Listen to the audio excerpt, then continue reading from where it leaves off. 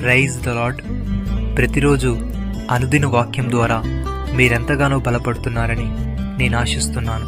అలాగే మీరు కనుక మన యూట్యూబ్ ఛానల్ని క్రొత్తగా వీక్షిస్తున్నట్లయితే మన యూట్యూబ్ ఛానల్ని సబ్స్క్రైబ్ చేయండి, ఇతరులకు షేర్ చేయండి.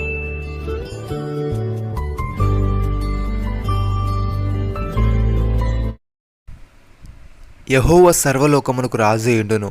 ఆ దినమున యెహోవా ఒక్కడే అనియు ఆయనకు పేరు ఒకటే అనియు తెలియబడును. జకర్యా గ్రంథము 14వ అధ్యాయము 9వ వచనము. ప్రియమైన సహోదరి సహోదరులారా, యెహోవాను ఆశ్రయించుడి, ఆయన బలమును ఆశ్రయించుడి, ఆయన సన్నిధిని నిత్యము వెదుకుడి. ఆయన దాసులకు ఇజ్రాయేలు వంశస్థులారా, ఆయన ఏర్పరచుకున్న యాకోబు సంతతి వారులారా, ఆయన చేసిన కార్యములను జ్ఞాపకము చేసుకునుడి, ఆయన సూచక క్రియలను, ఆయన నోటి తీర్పులను జ్ఞాపకము చేసుకునుడి. ఆయన మన దేవుడిని యెహోవా, ఆయన తీర్పులు భూమి అందంతటా జరుగుచున్నవి. సహోదరి సహోదరులారా, అంత్యదినములలో యెహోవా మందిర పర్వతముల శిఖరమున స్థిరపరచబడి కొండల కంటే ఎత్తుగా ఎత్తబడగా ప్రవాహం వచ్చినట్లు జనులు దానిలోనికి వస్తారు. కాబట్టి ఆ కాలమున అన్యజనులు అనేకులు వచ్చి సియోనుల నుండి ధర్మశాస్త్రమును, యెరూషలేముల నుండి యెహోవాకు బయలువెళ్ళును. యాకోబు దేవుని మందిరమునకు, యెహోవా పర్వతమునకు మనం వెళ్ళుదము రండి అని ఆయన తన మార్గముల విషయమై మనకు బోధించెను. మనం ఆయన త్రోవలలో నడుచుకుందాము అని చెప్పుకొందురు. ఆయన మధ్యవర్తి అనేక జనములకు న్యాయము తీర్చును. భక్తుడి విధంగా అంటున్నాడు, సర్వజనులారా చప్పట్లు కొట్టుడి, జయధ్వనులతో దేవుని గురించి ఆర్భాటము చేయుడి.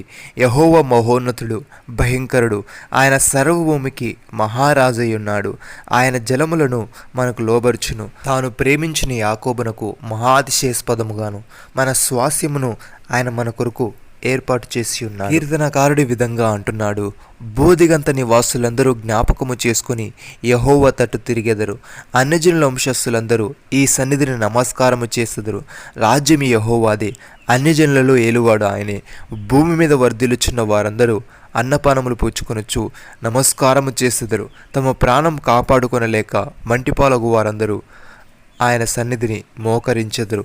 ఒక సంతతి వారు ఆయన్ని సేవించెదరు. రాబో తరమునకు ప్రభువును గూర్చి వివరింతురు. వారు వచ్చి ఆయన దీన్ని చేసనని పుట్టబో ప్రజలకు తెలియజేతురు. ఆయన నీతిని వారు ప్రచురపరుతురు.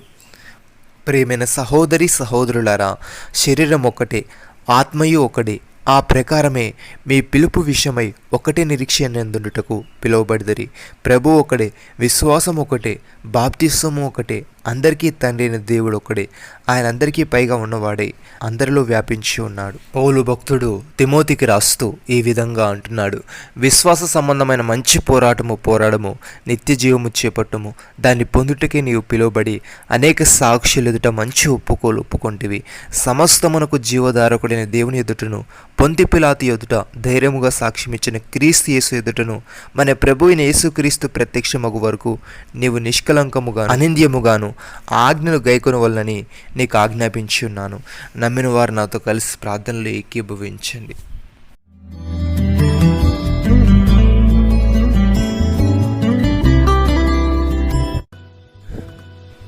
మమ్మల్ని మిక్కిలిగా ప్రేమిస్తున్న మా ప్రియ పరలోకపు తండ్రి, నీవు సర్వలోకమునకు రాజీ ఉన్నావు.